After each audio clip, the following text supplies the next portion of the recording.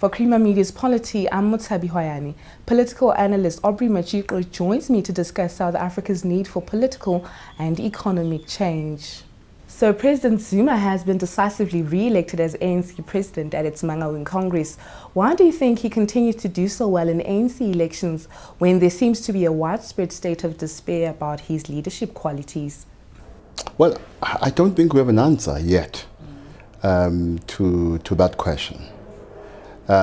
Except that our predictions that the race between him and Motlanthe would be low may have been based largely on our own desires.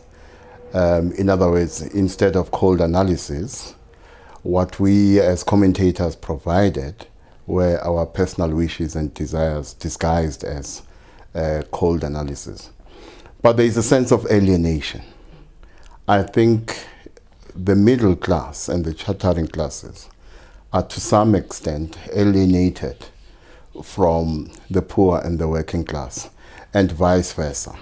Now, as it pertains to the media space, which shapes quite a lot of our opinions about what is going on in the ANC, there is a problem with that space. It's a heavily middle class space.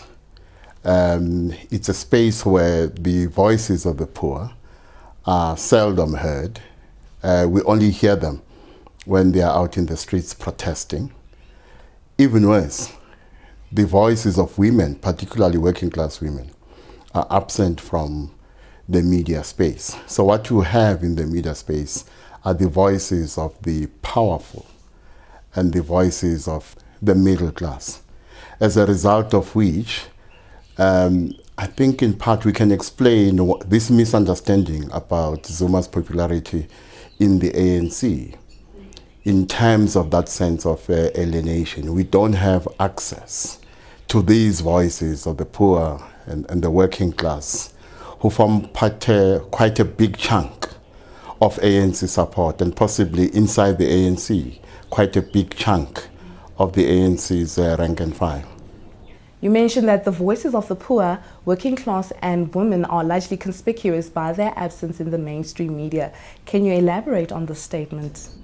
Well, if you look at the structure of our media, starting with the structure of ownership, particularly the relationship between media content and business imperatives.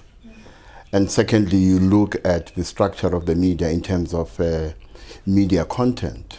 The worldview that is dominant in that space is the worldview, as I said, of the powerful. And the powerful tend to be male. And secondly, it is the worldview of the middle class.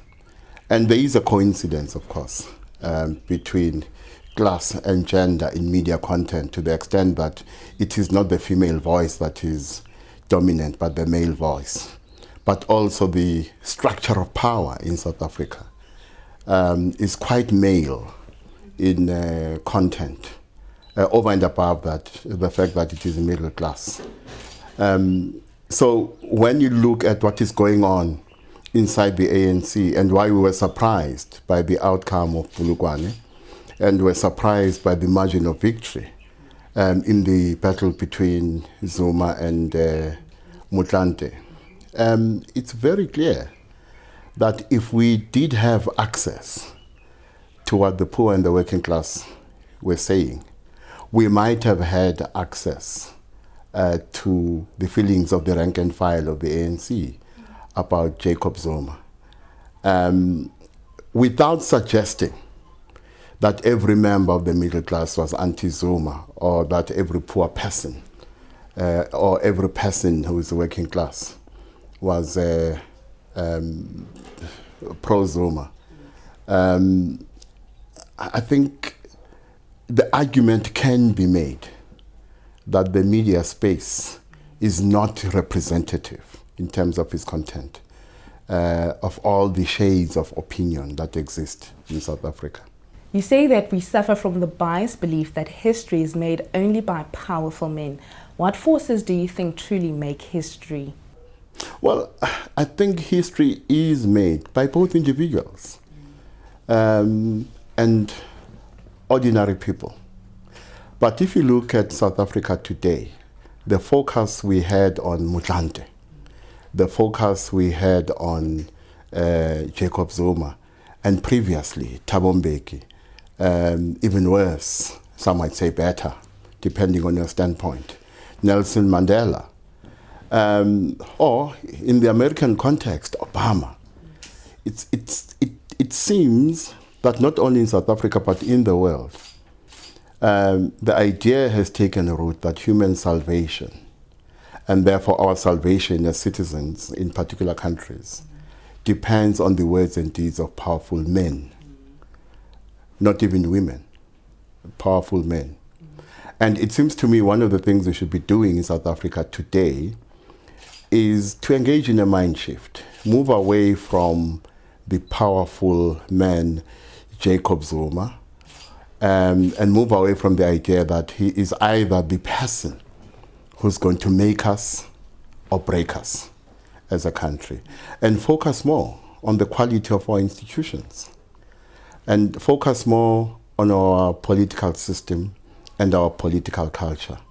Because it seems to me that what needs to change in South Africa is not just the individual leader, but also the quality of our institutions, our political system, and our political culture.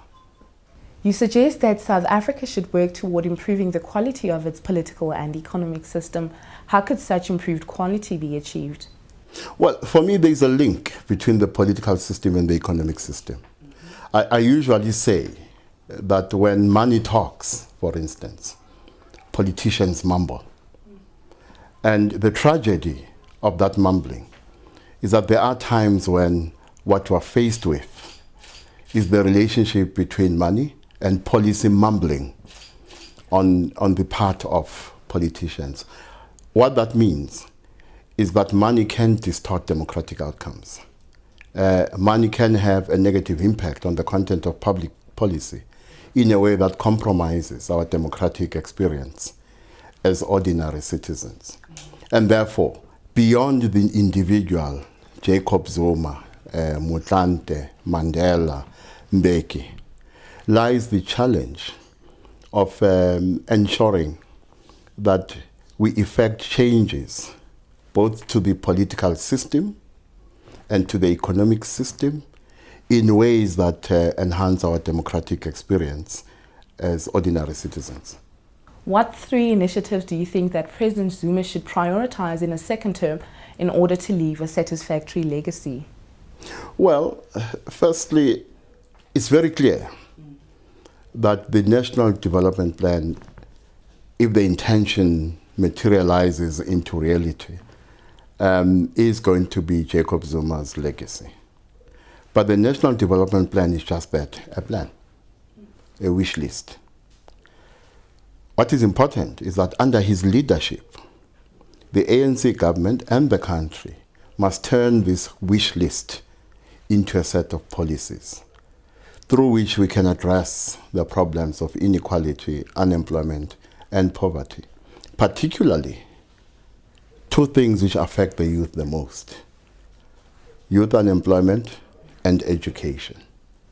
Because one of the things we must do in this country is to deal with the future. And dealing with the future means our young people must be properly educated and they need to be employed. Otherwise, we are in the process of squandering, not their future, our future, the future of this country. So if anything, I mean, as a former teacher, I always go back to saying that there are 2 things that are important.